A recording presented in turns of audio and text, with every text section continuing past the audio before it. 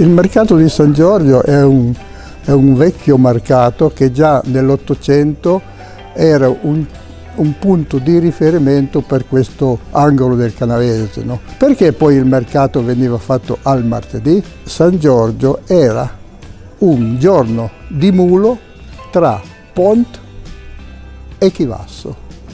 Allora, tutte le merci, diciamo, i prodotti della Valle Soana, Valle dell'Orco, si trasferivano al lunedì a Pont, mercato di Pont, si trasferivano al martedì al mercato di San Giorgio, che c'era molto stallaggio, ricoveri delle bestie, per essere pronti ad arrivare al mercoledì a Chivasso, che era il mercato più importante, diciamo, di tutta la zona di questo angolo del Piemonte. Ecco, no?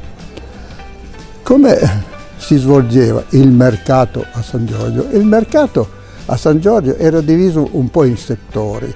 C'era l'angolo dove c'era la contrattazione dei maiali, c'era l'angolo giù dove c'era tutta la granaglia, c'era l'angolo dove c'era polleria, diciamo uova, polli, burro e altre cose, e c'era anche giù verso la parte che da giù verso il cotonificio, che c'era il mercato dei cavalli.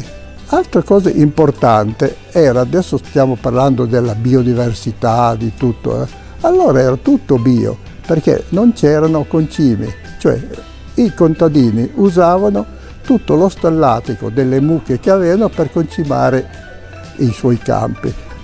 Parlavamo per i bambini, è molto importante che i prodotti locali vengano utilizzati dalla mensa dei bambini, dalla mensa delle scuole, dalla mensa delle case di riposo.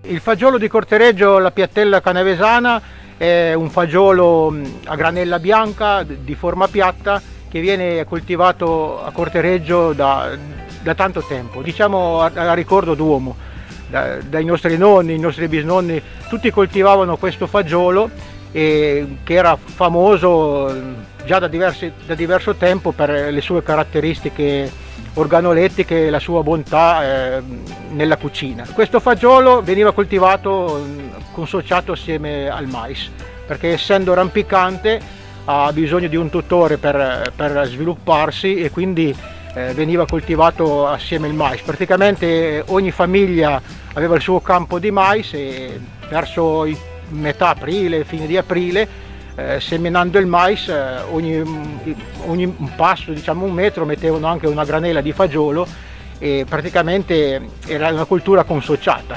Il fagiolo portava, essendo una leguminosa, fissava l'azoto atmosferico, aiutava il mais, e il mais aiutava il fagiolo come tutore.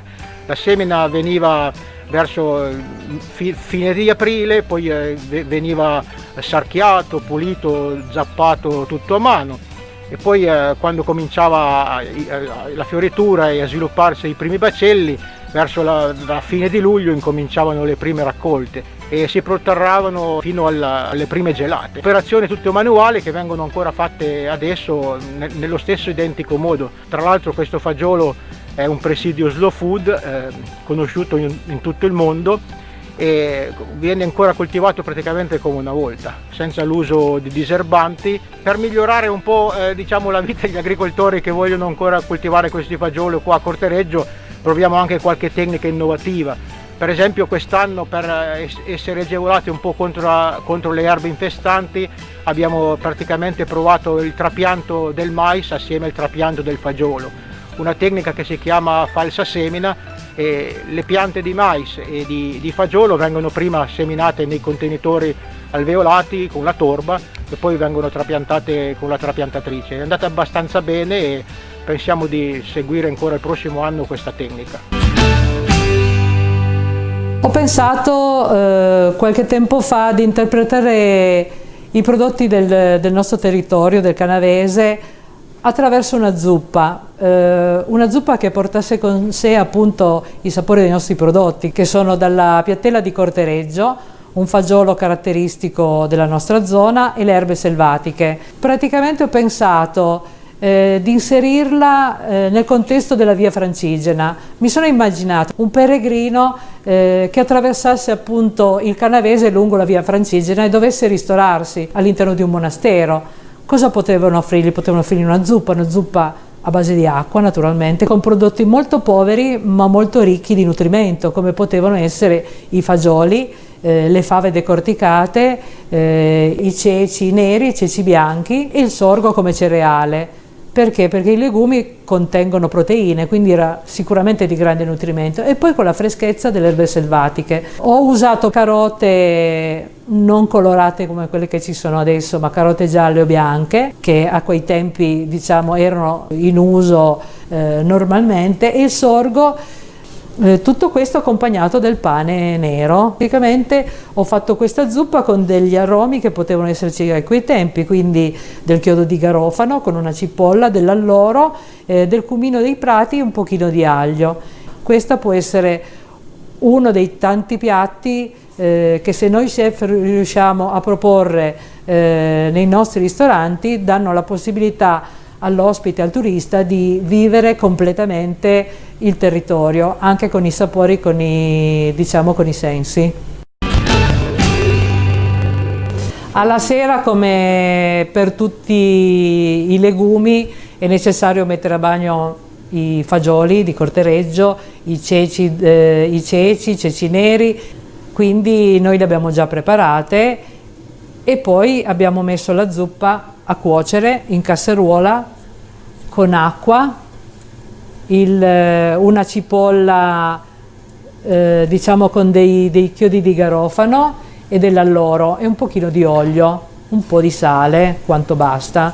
Si mette a bollire per circa 40 minuti, 50 minuti, a seconda della morbidezza appunto dei legumi, e poi quando è bollita si ripassa in casseruola e si rinsaporisce. Come base si fa insaporire un po' di carote, un trito di carote e sedano che io ho già preparato. Si fa stufare delicatamente, scoliamo praticamente dall'acqua di cottura tutti i legumi e si fa insaporire. Si aggiusta di sale. A parte, nel frattempo si fa rosolare un pochino di aglio, che servirà ad insaporire la zuppa definitivamente. Nel frattempo l'aglio ha rosolato, un pochino di prezzemolo, e si aggiunge un po' di cumino dei prati tritato. Ecco, in questo momento la zuppa si è insaporita, aggiungiamo ancora un po' di acqua di cottura dei fagioli. La facciamo frullare. Mettiamo nel mixer a bicchiere, nel bicchiere la zuppa ancora da frullare, aggiungiamo un po' di olio d'oliva crudo e frulliamo. Un pochino di trito preparato con il cumino dei prati, l'aglio e il prezzemolo. Impiattiamo la zuppa francigena. Come vi ricordo, l'avremo praticamente insaporita con prezzemolo, cumino dei prati e aglio. Ecco, dentro qualche piccolo pezzo di fagiolo a dargli ancora un pochino di consistenza in più, qualche pezzettino di carota, le erbe selvatiche,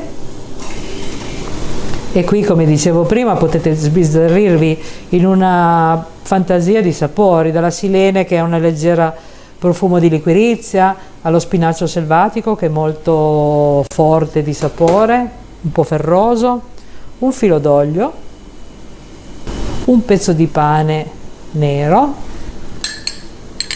Condiamo il sorgo e i legumi che abbiamo tenuto da parte dopo la cottura, e li appoggiamo